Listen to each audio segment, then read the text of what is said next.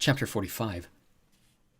By Thomas's watch, it was mid-morning when he and Minho stepped through the west door back into the glade. Thomas was so tired he wanted to lie down right there and take a nap. They'd been in the maze for roughly 24 hours. Surprisingly, despite the dead light and everything falling apart, the day in the glade appeared to be proceeding business as usual. Farming, gardening, cleaning. It didn't take long for some of the boys to notice them standing there. Newt was notified, and he came running. "You're the first to come back," he said as he walked up to them. "What happened?" The childlike look of hope on his face broke Thomas's heart.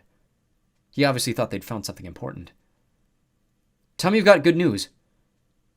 Minho's eyes were dead, staring at a spot somewhere in the gray distance. "Nothing," he said. "The maze is a big freaking joke." Newt looked at Thomas, confused. "What's he talking about?" "He's just discouraged," Thomas said with a weary shrug. "We didn't find anything different. The walls haven't moved. No exits, nothing.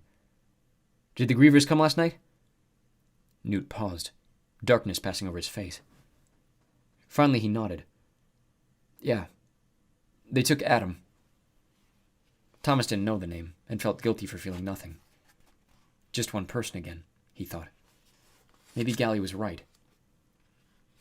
Newt was about to say something else when Minho freaked out and startled Thomas.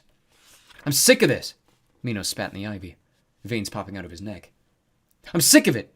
It's over! It's all over!" He took off his backpack and threw it on the ground. "There's no exit! There's never been an exit! There never will be! We're all shocked!" Thomas watched, his throat dry, as Minho stomped off toward the homestead. It worried him. If Minho gave up, then they were all in big trouble. Newt didn't say a word. He left Thomas standing there, now in his own daze. Despair hung in the air like the smoke from the map room, thick and acrid. The other runners returned within the hour, and from what Thomas heard, none of them had found anything, and they'd eventually given up as well. Glum faces were everywhere throughout the glade, and most of the workers had abandoned their daily jobs. Thomas knew that the code of the maze was their only hope now. It had to reveal something. It had to. And after aimlessly wandering the glade to hear the other runners' stories, he snapped out of his funk. "Teresa," he said in his mind, closing his eyes, as if that would do the trick. "Where are you? Did you figure anything out?" After a long pause, he almost gave up, thinking it didn't work. "Huh? Tom, did you say something?" "Yeah," he said, excited he'd made contact again. "Can you hear me? Am I doing this thing right?" "Sometimes it's choppy, but it's working. Kind of freaky, huh?" Thomas thought about that. Actually, he was getting sort of used to it. "It's not so bad. Are you guys still in the basement?"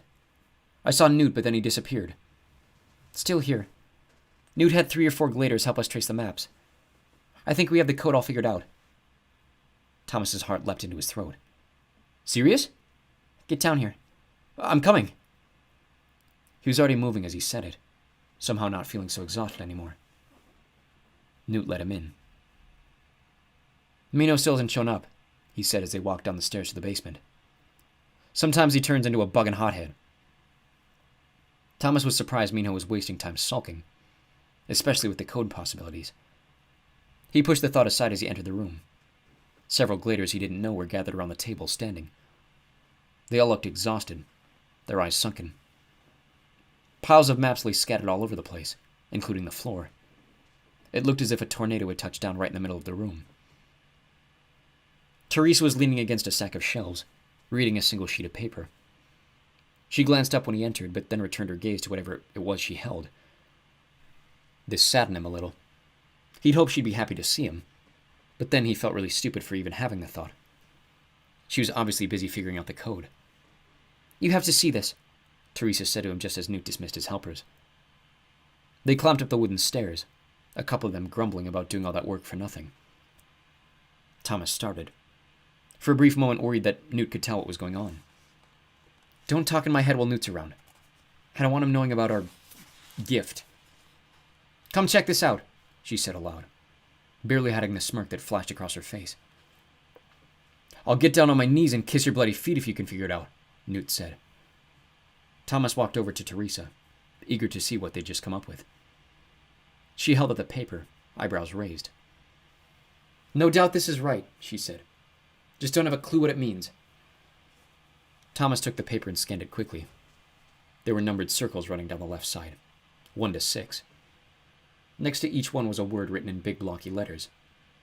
Float, catch, bleed, death, stiff, push.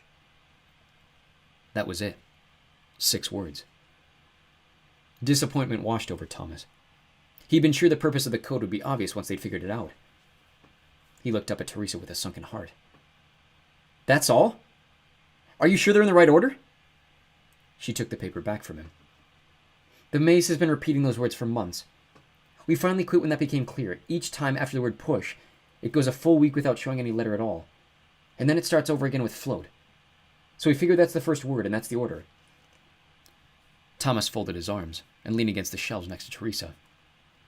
Without thinking about it, he'd memorized the 6 words, welded them to his mind. Float, catch, bleed, death, stiff, push. That didn't sound good. Cheerful, don't you think? Newt said, mirroring his thoughts exactly. Yeah, Thomas replied with a frustrated groan. We need to get Minho down here. Maybe he knows something we don't. If we just had more clues. He froze, hit by a dizzy spell. He would have fallen to the floor if he hadn't had the shelves to lean on. An idea had just occurred to him. A horrible, terrible, awful idea. The worst idea in the history of horrible, terrible, awful ideas. But instinct told him he was right. That it was something he had to do. Tommy? Newt asked, stepping closer with a look of concern creasing his forehead. What's wrong with you? Your face just went white as a ghost. Thomas shook his head, composing himself. Oh, nothing, sorry. My eyes are hurting. I think I need some sleep. He rubbed his temples for effect. Are you okay? Teresa asked in his mind. He looked to see that she was as worried as Newt, which made him feel good. Yeah, seriously, I'm tired. I just need some rest. Well, Newt said, reaching out to squeeze Thomas's shoulder. You spent all bloody night out in the maze. Go take a nap. Thomas looked at Teresa, then at Newt. He wanted to share his idea, but decided against it. Instead, he just nodded and headed for the stairs. All the same, Thomas now had a plan. As bad as it was, he had a plan. They needed more clues about the code. They needed memories. So he was going to get stung by a griever. Go through the changing. On purpose.